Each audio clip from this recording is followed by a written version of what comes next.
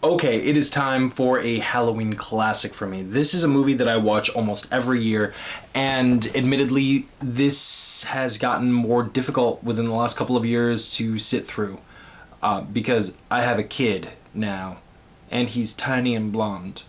So, without much ado, let's jump in to Pumpkinhead.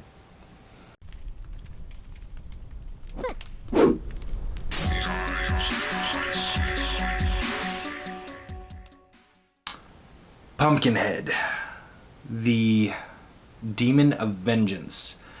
I love this movie. I love Lance Henriksen. I love him in pretty much every role I've seen him in. And this movie is absolutely no exception.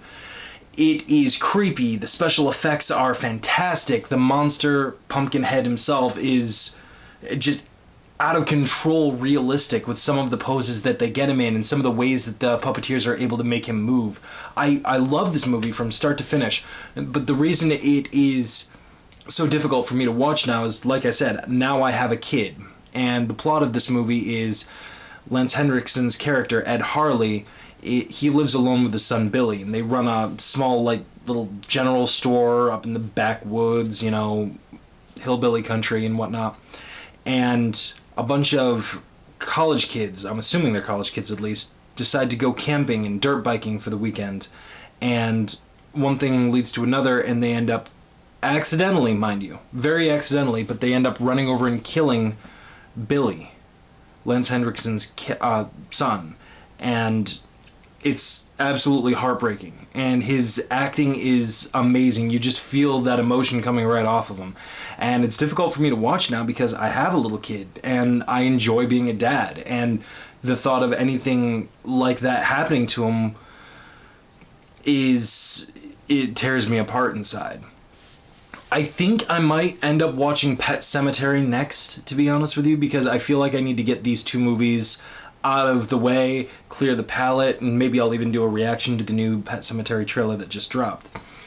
But more so than Pet Sematary, where the plot is to reanimate the child and bring him back because they miss him and they love him so much, this movie, Ed Harley seeks vengeance. Necromancy is beyond the power of the Woods Witch, but she can grant vengeance. She can summon Pumpkinhead, who will kill ruthlessly and without second thought. And it is carnage candy. It is a ballet to behold what ends up happening to these college kids, most of which are sympathetic characters. There's only really one character that I think really deserves it. Most of these characters are very sympathetic.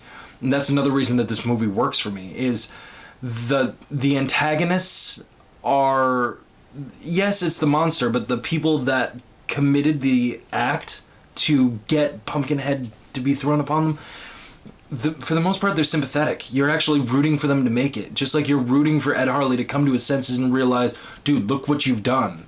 And the twist at the end is brilliant, especially for the times. But I love this movie. I cannot say enough about it. I own the collector's edition and everything. See? Right here.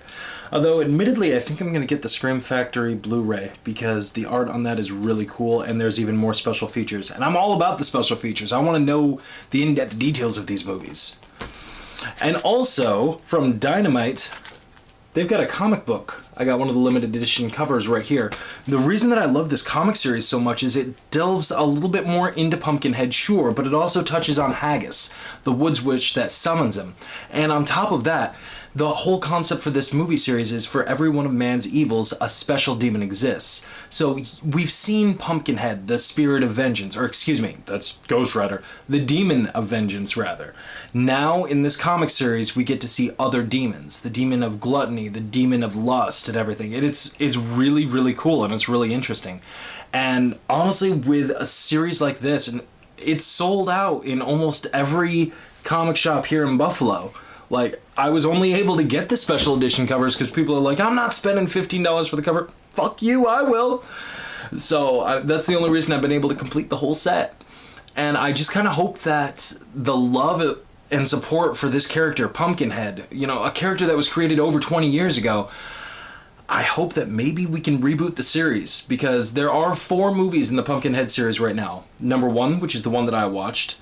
Number 2, which has nothing to do with absolutely anything. Like, Pumpkinhead is a completely different type of thing in that movie. Like, it shouldn't exist. And I don't mean that ironically. It's bad. Then there's 3 and 4. I believe they're called Ashes to Ashes and Blood Feud. Those movies were made with like a shoestring budget. Somehow they got Lance Henriksen to come back in them, but they were released as sci-fi original movies.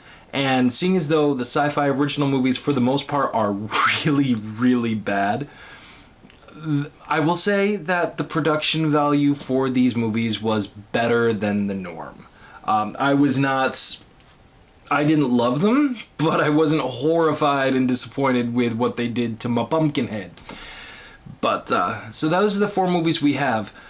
All I can say is now, like I said, with this series, maybe, just maybe, things are going to be rebooted and revitalized, and studios will take heed and give us Pumpkinhead back, because I'd love to see more Pumpkinhead.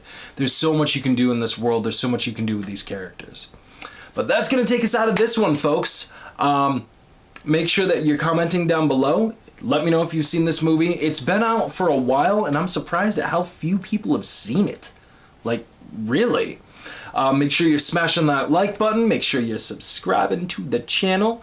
And I will see you guys tomorrow with another episode for the 31 vlogs of Halloween. Because I am stupid enough to keep doing this. We're halfway through, though. Or at least almost halfway through.